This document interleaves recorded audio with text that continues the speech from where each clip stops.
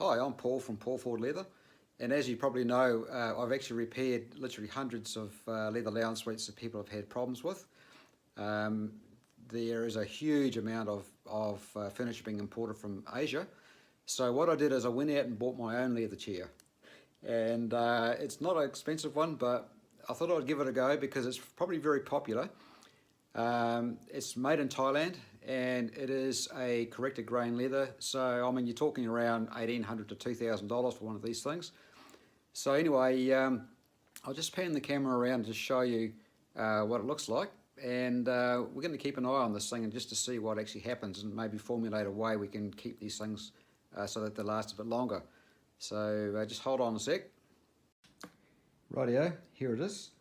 So as you can see, it's a black chair. It's got quite a dull finish on this one, and it has a fairly grabby sort of finish too, which I don't particularly like, but that's how they come. And one of the things, I mean, I've had this chair for 2 weeks now, so it's a really comfortable chair and I'm quite happy with it so far.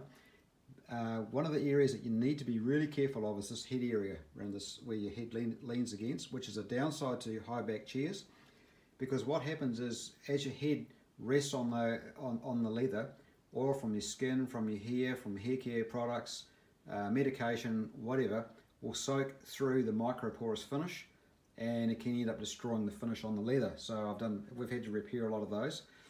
So the trick with leather, the number one trick with leather is just keep it clean. If you're not going to do anything, keep it clean. That's really important.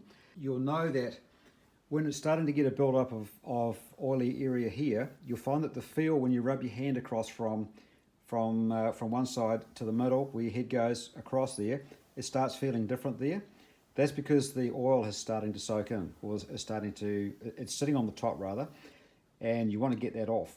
So the other thing you notice too, if you look at it on the side, with the light shining on its side, you can quite often see a slightly dull patch appearing there as well, so that the trick is to keep that area clean.